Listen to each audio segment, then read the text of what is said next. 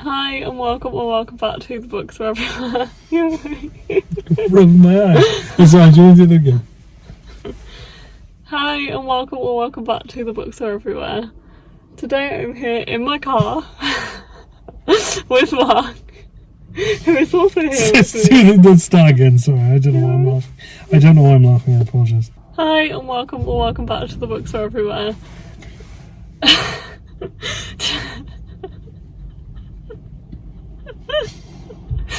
No, you don't like that. Everywhere. That good car acoustics.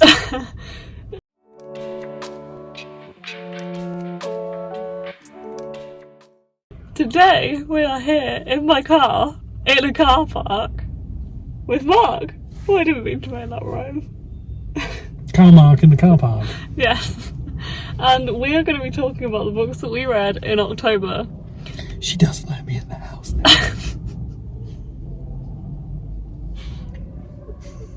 That is not true. God, there's a lot of noise over. Can you hear this noise? Yeah, there's a lot of noise out there. Anyway, it's like a regular car party. we're gonna plow through. I hope you enjoy this, what is going to be quite crazy video, probably. Send help. We might be about to be carjacked in a car park. We're gonna talk you through the books we read in October. 4. Spookoplathon. That's it. That's the one. And I'm also going to share the rest of the books I read in October as well. And it's also like the 15th of November. Is it the 15th today?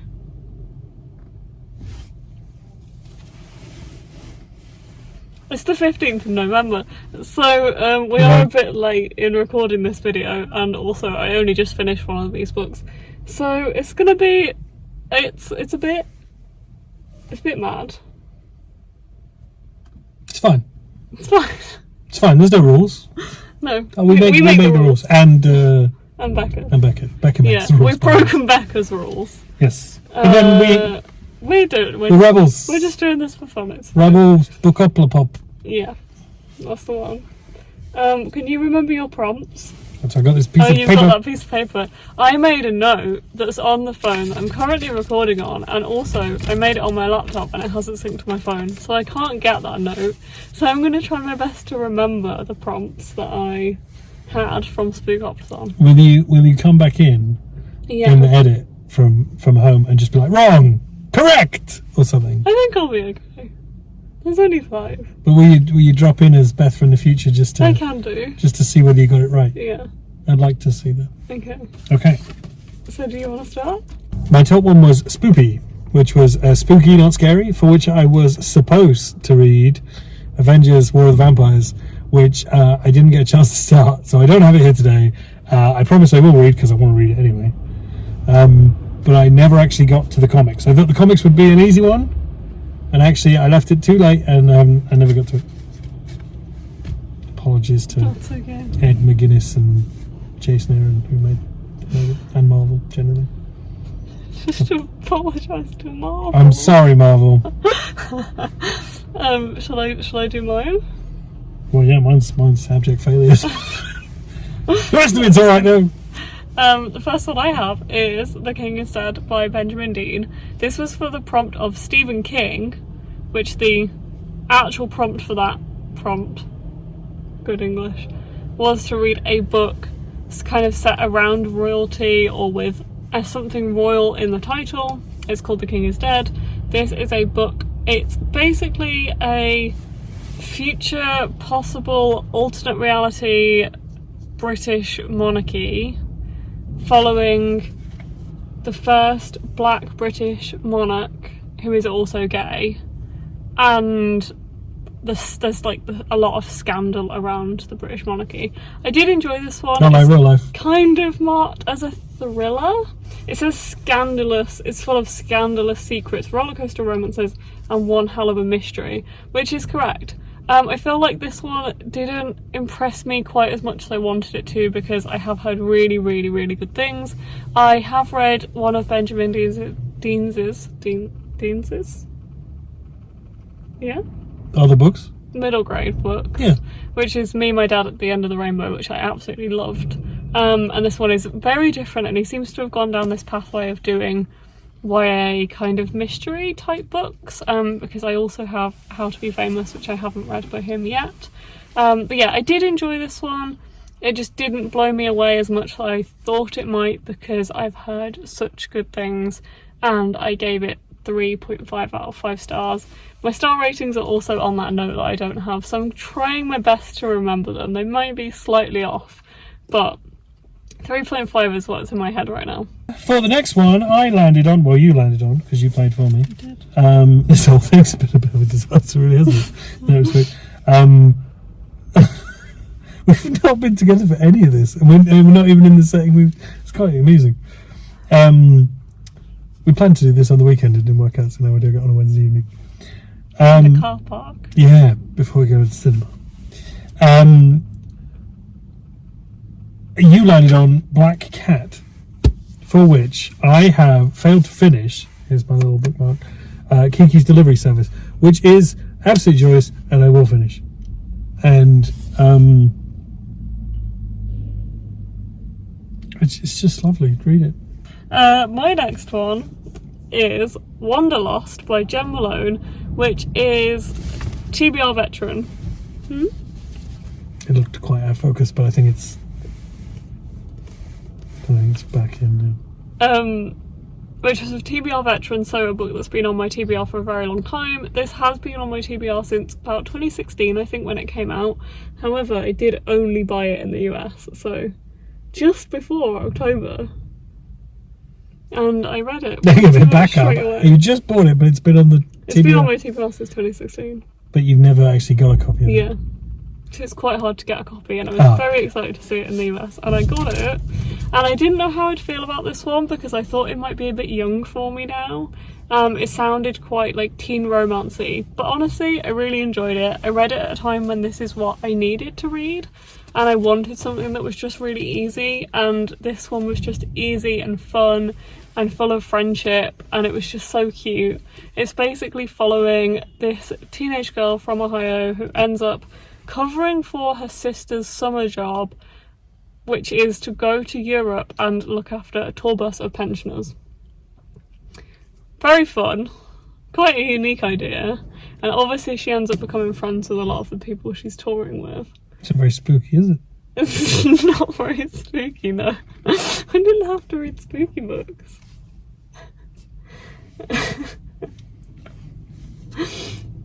I mean, I got this wrong. But yeah, I really enjoyed this. I gave it 4 out of 5 stars. Pretty confident in that one. And it was just lovely and heartwarming. And I would read it again. 7 years later. Yes. My next one was Poll, as you would say. And I asked various WhatsApp groups to pick out of, I think, 5 books. And almost universally, everyone went for Harrow Lake by Kat Ellis, which was disappeared now, which is like it's a sort of, I'm going to call it a smoothie of horror things. Lovely. There's so many different kinds of horror, like I don't hesitate to say trope, but tradition in this. It's both got a small town where something bad has happened in the past that sort of informs the modern day. There's film stuff in there about a film that was made in a small town.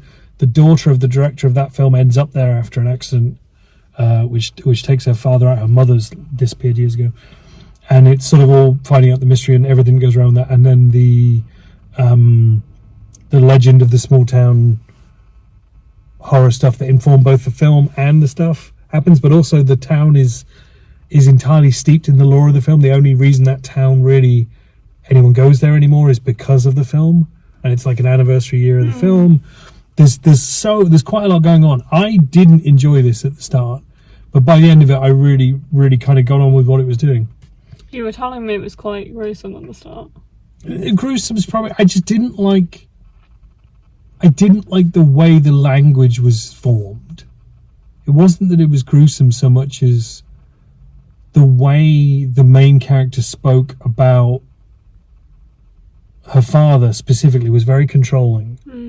I couldn't quite square away whether that was the point and it was meant to be really obvious, or whether you were meant to be kind of not noticing it or something, and I couldn't quite figure out what it was doing or what it wanted you to take away from that, and so I really struggled with it for a while.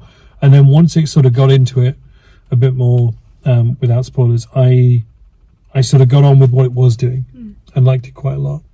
And so by the time it ended, by the time I finished it, I was quite on board with what it was doing, even though I think I got slightly ahead of it by the end. But if you're a fan of, I don't know what, there's so much going on in that. If you're a fan of all the horror in one bowl, you'd probably enjoy eating this. There's a car going by just. Yeah, I was wondering if they were going to park next to us and look in the window like, what are they doing? But they haven't. I must look at reviews of it. Yeah. I'd be interested to see what people made of it when it was new. But, yeah, I liked it. The next one I read was Pleat Cute by Mara Wilsner. These are in absolutely no order of when I actually read them, by the way. They're completely out of order. But I read this one actually towards the end of the month. This is a sapphic romance book, and it's based around soccer, and this was for the prompt of Jigsaw, which was a book about a game. And it was like a game, a trial, a tournament you could kind of choose, and I chose this one because it's a soccer game. This one is about these two women. One of them is the captain of the soccer team and one of them has just joined, and it's ahead of the World Cup. I enjoyed this in terms of finding it quite easy to read. And then there were elements that I didn't enjoy about it so much. I found that there wasn't that much development in the relationship or the characters, and it also felt like all of that character development came at the end and it was too late. There was a lot of discussions towards the end of the book that were heavier, one of the topics being ADHD, and it just felt like I don't know why that took so long to be in the story. And there were a few elements like that where I really felt like the character development needed to be at the start of the story, and it kind of felt like it was in reverse when they get together very quickly but the character development doesn't come until the very end. There was also use of the C word to describe female genitalia in this book, which did make me not uncomfortable, but it felt like an odd choice of wording. And it was used as a third person narration. I know we talked about this a bit, didn't we, while I was reading it. You've mentioned it in one of your other videos, haven't you? I think I did mention it in another video, but it just didn't quite sit right in terms of what both characters really felt comfortable with, and it was addressed in one line of the book, but that was it. As one of the characters saying, I don't usually feel comfortable with this, but I'm okay with it now. And it just felt a bit odd, and like you said at the time, it felt like it was a bit of an editor's note, which I agree with. What do they call it, like banging a lantern on something? Yeah. Like they address it but then carry on anyway. Carry on doing it. Yeah, so it was a little bit strange in that, and that did kind of pull me out of any like scenes like that, and I didn't really find those scenes appealing to read. So it was okay, and I did enjoy it. There's a car going past. I don't know what we expected in a car. Union Jack Mini. Yeah. Pretty odd selection of cars in this car park. And I did find it easy to read, which I liked, and by the end of the book I was enjoying it more and wanting to go back to the story, but it never really impressed me all that much, so I'm gonna say that I gave this one 3.5, but it could be 3. Not 100% sure what I decided on in the end. Would you like to do another one? Because I've only got 2. I could do another one, however, I can't actually remember the prompts. Or what I read for the... I can't remember what I read for the readathon and what I just read. This one, I think I read for the readathon. I definitely did read for the readathon, and I cannot remember what the prompt was for it. I did read this for the readathon, and the prompt that I read this for was feed scroll. Those notes would be handy right now. I read this book, Emily Wilde's Encyclopedia of Fairies by Heather Fawcett, and I don't know why. It's like the most scathing, like reviewing gives out. I read this, but I don't know why I read it. I don't have my notes right now, so I can't remember what prompt this is for, is what I meant. Maybe Beth in the future will tell us. Yeah, maybe Beth in the future will tell us. What did you make of it? It was okay. Wow. It's Don't know why you read it. It's just okay. I feel like this is another one. There's some people where there has been a lot of hype around this book, especially when it came out. It had some really nice additions. It was in a fairy note box at the time. I have this lovely proof copy of it, and it feels like so many people just absolutely loved it, and the writing style just didn't work for me, but the writing style did feel a little bit like Marmite, like you could either love it or hate it. It was told in, like, I think a third person narrative. Nope, that's first. It's told in first person narrative. I remember a lot about this book though. My problem is I don't really remember a lot about this book. I just felt very detached. Detached. Detached. Thanks. Detached. It's going so well. Best video ever. Did you say best video? Best video ever. That's not what I said, but yeah. I felt very detached from this book. The whole time I read it, it's following Emily Wilde, who is like a scholar, and she travels to a Norwegian. I don't think they actually ever She travels to a Norwegian island? Okay. Village? Is that even a car? Yeah, they're reversing into a space behind us. Like a celestial event happening there. To research the fairies and the kind of wild folk. Wild folk? You didn't enjoy it, you don't know why you read it. Moving on. How many stars do you think you gave it? 3. That's still I pretty good. really liked the atmosphere. I felt like this one had a really great I think it's time to move on. But it redeemed itself a bit in terms of the atmosphere. And when I felt like I was enveloped in the story, I really, really liked it, but it was just fleeting. My next prompt was book with a prologue. And so I'll let that car go by. So I read True Indie by Don Coscarelli, which I've had for a little while, and I adored. I'm glad. You listened to the audio for that, right? I mixed and matched because there's pictures and all sorts he goes on about through. So I listened to the audiobook, which is read by Don Coscarelli, and I read some of the book, which has these lovely, what do you call these? Deckled edges. Where it's not quite cut properly. That's the second person to ask me that today. Oh. Someone asked me at work as well. And he is the director of films such as Phantasm and Beastmaster and John Dies at the End. And Does John die at the end? Spoilers, John dies at the end. There's a whole John Dies at the End universe, isn't there, in books, which I don't... Is there? Yeah, like he's written like 4 books now or something. Oh. The man who writes the John Dies at the End books, not the Don Coscarelli who made the one film that exists in them. So he did an adaptation? Yes. Oh. It's like reading They Both Die at the End and then being surprised when they both die at the end. Sorry, continue. It is the story of a kind of movie also ran, in a way. Like, it's quite sad in its own way. Like, Don has the chances over and over again to make it big, and usually something goes wrong. And it's really fascinating to listen to someone whose career is largely done, I would say at this point, be happy with what he achieved when he fell short of what he was trying to achieve again and again, which is something I can relate to.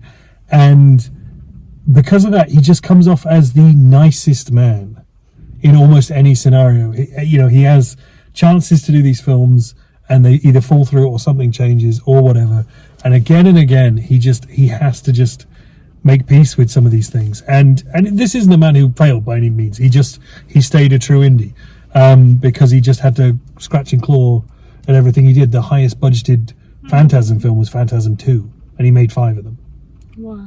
So things like that, and it's just kind of like he's just again and again just keeps going, and because of that, I just think it's something I'm going to return to again and again, because it's just one of those sort of career retrospective type memoirs, I suppose, where you're just kind of like, wow, it may not have worked out in whatever the original plan was, or the 5th version of the plan even, but he's just a man that kept going and seems very, very happy with his lot in life, and that's something we should all aspire to.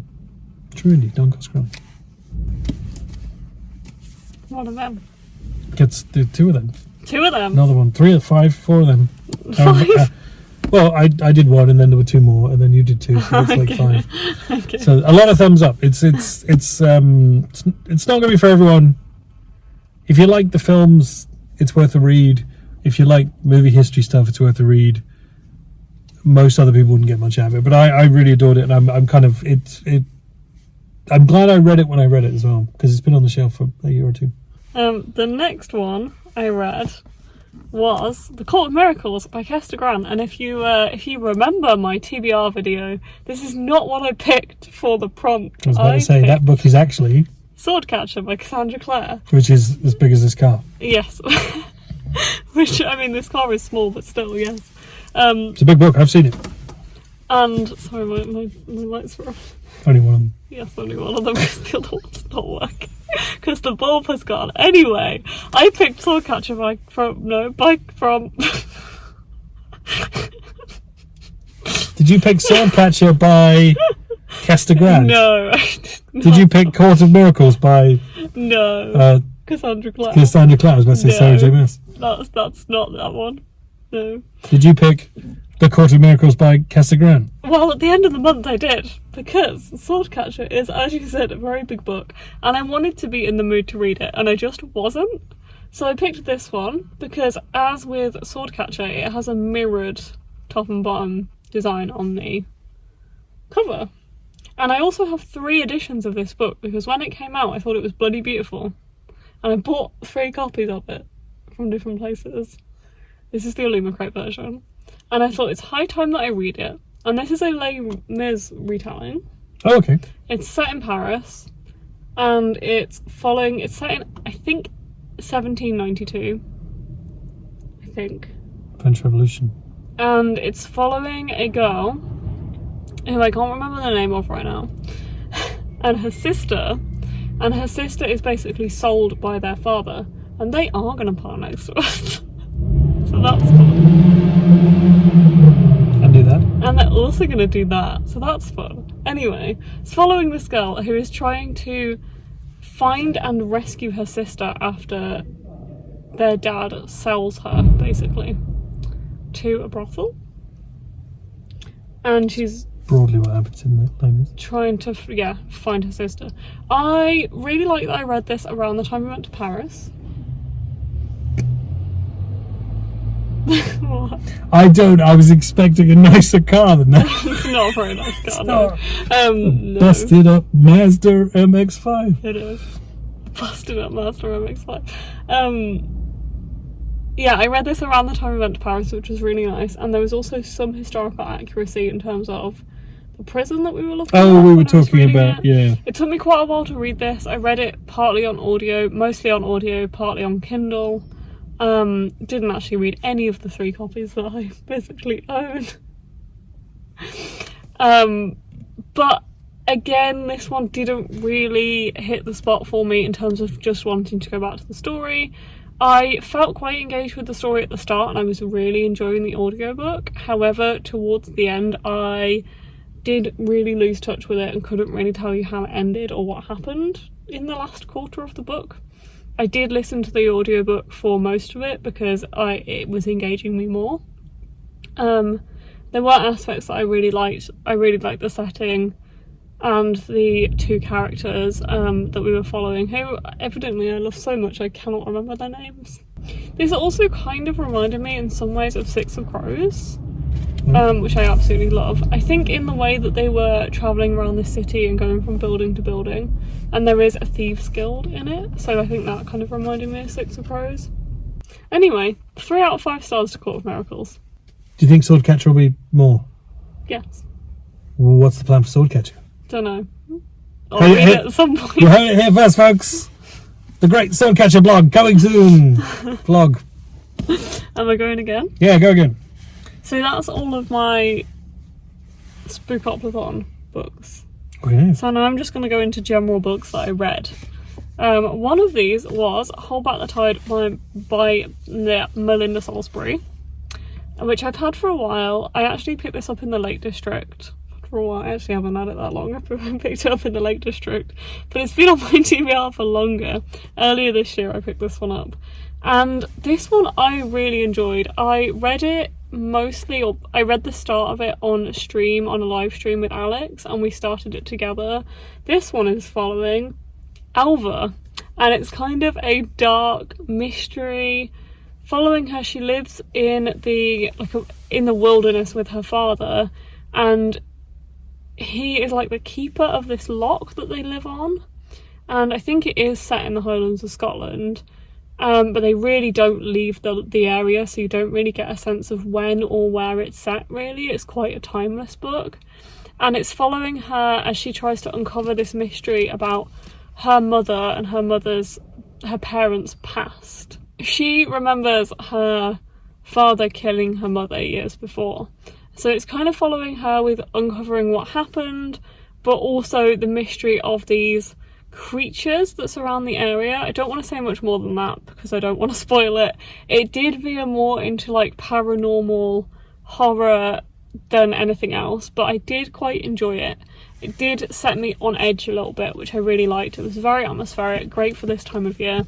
4 out of 5 stars. Sounds a bit like Hair and Light. Interesting. Yeah, in a maybe slightly different medium.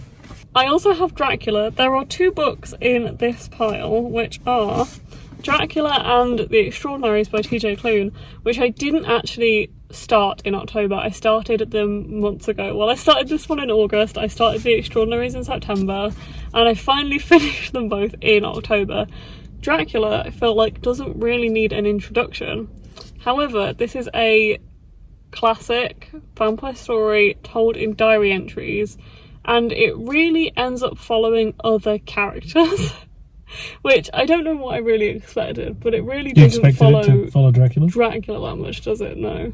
It really sets up the story for Dracula and then moves away from it completely and is following Mina predominantly, who is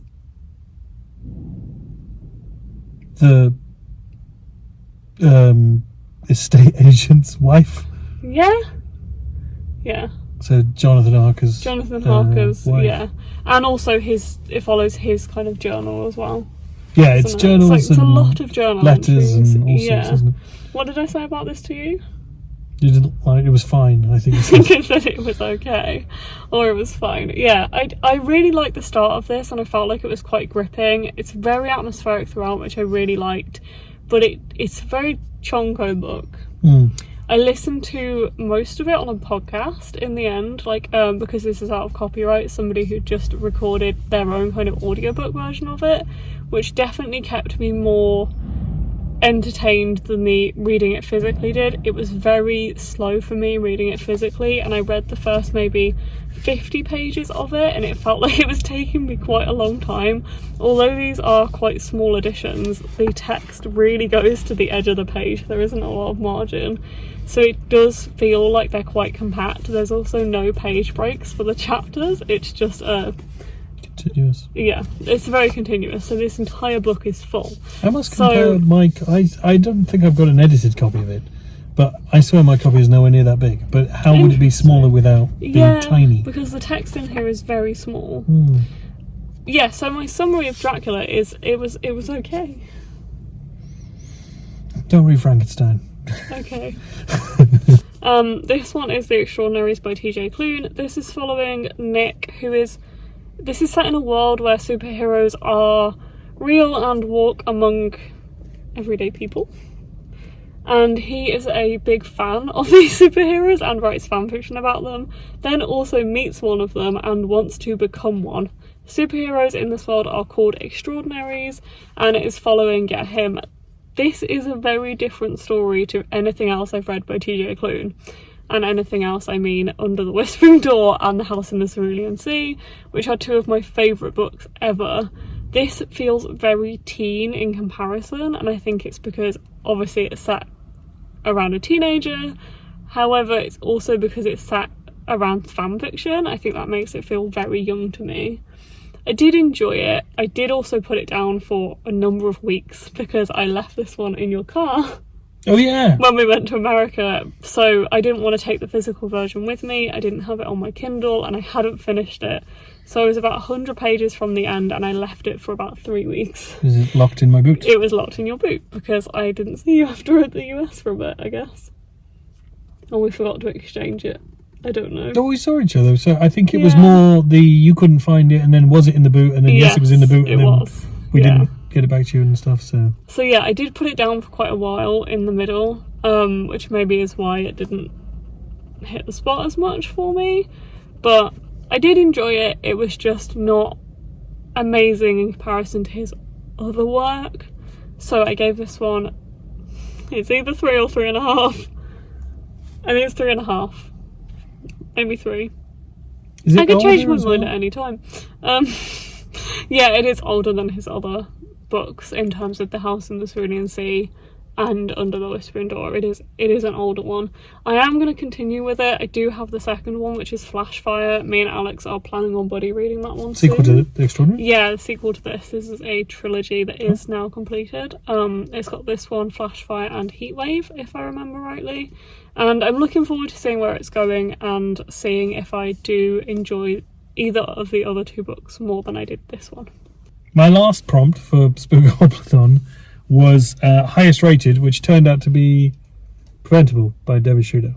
Yeah. Which is from the cover, How a Pandemic Changed the World and How to Stop the Next One, which is another one of Mark's amazing sort of weird fact books that he reads. And it is horror because it's reality. Yeah, and it's a horror book because it's reality. It's real world horror, really. I mean, and it's fascinating. I'm about halfway through it now. My bookmark isn't. I'm mixing this on audio and reading it because again, there's things inside. But it's absolutely fascinating to look back at the last couple of years in context from an educated point of view, and have them place it in terms of historical context as well. So it's. The bit it's on right now is going back all the way to the 90s and looking at how reaction to BSE informed the British response to COVID and how what that set in motion. Like SAGE didn't exist until BSE happened. SAGE being the scientific advisory group for the government. Not the accounting software. Not the accounting software. And BSE is not what I think it is either. I don't think. What's BSE? British School of Engineering. Yeah. BSE was a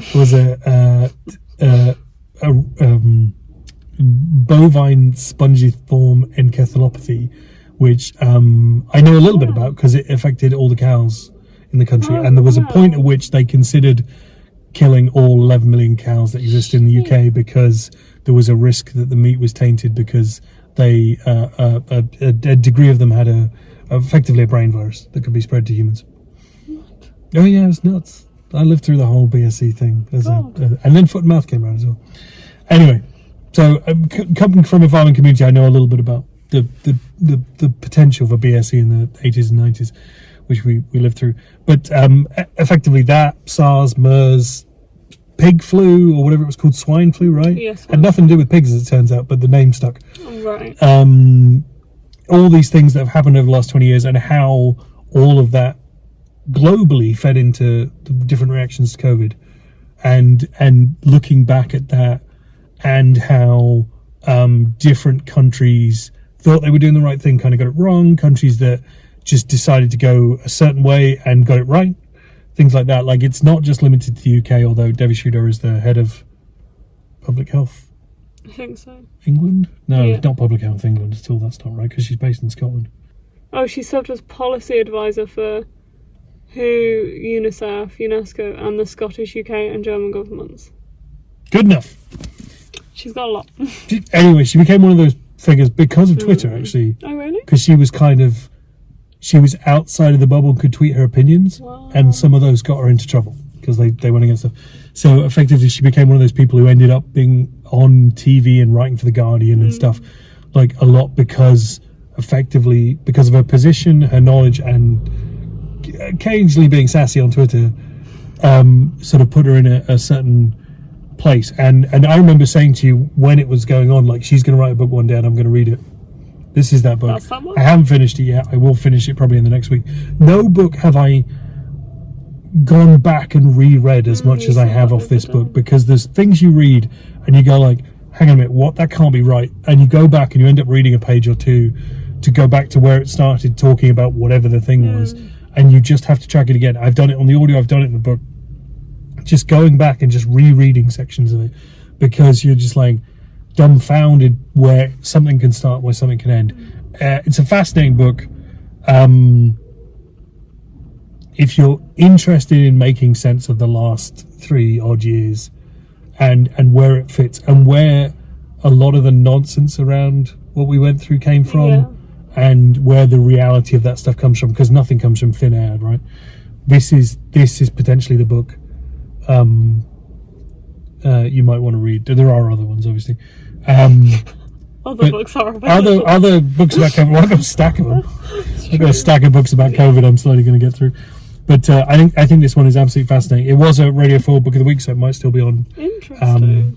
BBC Sounds. BBC Sounds, but I think that was quite a while back now.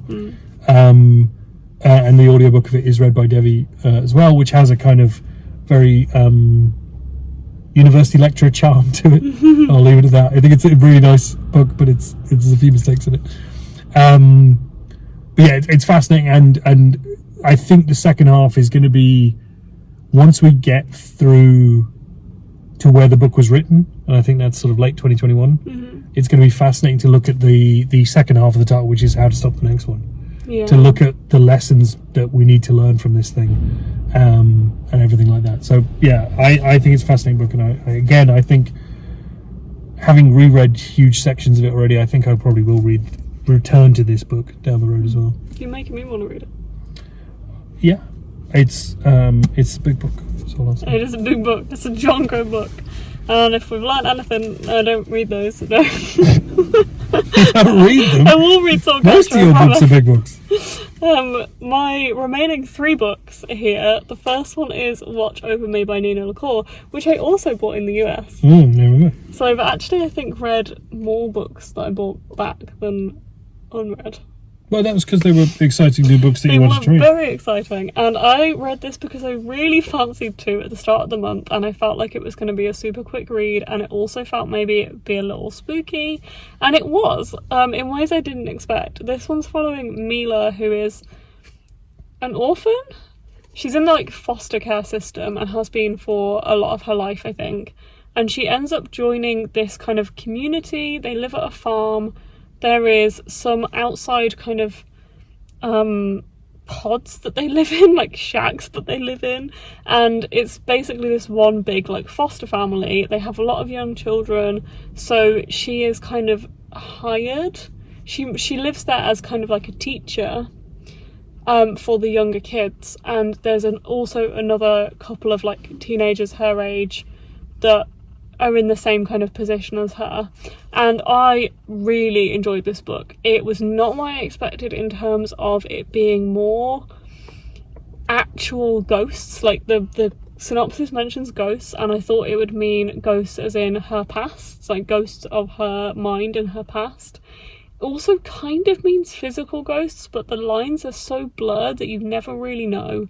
It's very interesting as a concept and as a book, and I think Nina LaCour just seems to hit out of the park every time for me. I really love her writing, but it's been a while since I read anything by her, so I didn't know how I would take this one, and I still really enjoyed it. I thought it was fascinating, and I just wanted to be in this book and this world and find out what was going to happen, because there's kind of these mysteries of her past, and she's trying to face her past while also being in this family that feels like it could be sinister at any moment. It's this real interesting concept, and I don't want to say much more than that, but I really enjoyed it. I gave it 4.5 out of 5, so it didn't quite hit that 5-star mark, but it was very close because I did really love it. So this was probably my favourite book of the month. That's a teetering pile. I also picked up The Pumpkin Spice Cafe by Laurie Gilmore, and yes, this is essentially Gilmore Girls fan fiction. And I loved it. I picked this one up actually on Kindle. I just bought the physical version, but I picked it up on my birthday weekend just because I'd been seeing it everywhere and it just sounded cute and cozy and like it would just be fun and enjoyable, and it was, and autumnal, and it was great. It's following, I can't remember her name, Jeannie, who jumps at the chance to basically go to this small town to run this cafe that her aunt has kind of not left her because she hasn't died. She's moved away and has kind of passed this cafe on to Jeannie. And there is this guy who is the local like farmer who delivers the produce to the cafe, and obviously they fall in love. And it was very predictable and cheesy and cliche, but it was also great and exactly what I wanted to read. And I think I read it in a day, didn't I, when we were at the caravan? I don't remember actually. Wow, okay. And it was great. 4.5 out of 5 for this one as well. Again, didn't quite hit the 5-star mark, but was very close and very enjoyable. And if you feel like this is something you'll enjoy, pick it up. There is also going to be another one in the series called, I think, The Bluebell Bookshop, which is set in the same town, following the bookshop in the town, and this one's following the cafe. And I will definitely be pre-ordering it and reading that one as well. I think it comes out next summer, if I remember rightly. The last book on this list is Her Majesty's Royal Coven by Juno Dawson, which is following a group of witches who are in this coven and they live in Hebden Bridge.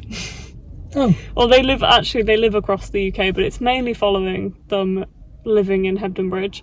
And it's basically following, this group of friends who are witches.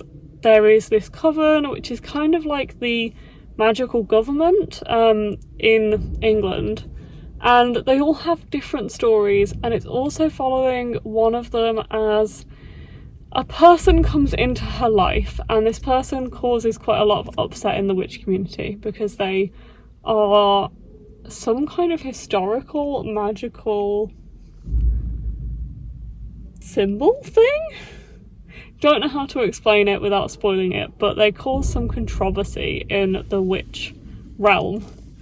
And it's really interesting. It brings up some really interesting conversations, and it's also a lot easier to read than I expected. I expected this one to be a lot heavier, and it wasn't. It's very rooted in the real world, and it was actually a lot easier to pick up and carry on reading than I expected. And I've just read the second one, also with Alex.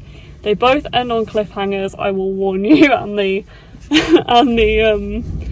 third one isn't coming out for a while. She's just announced a prequel to this one rather than a sequel, so we'll see what's going on there.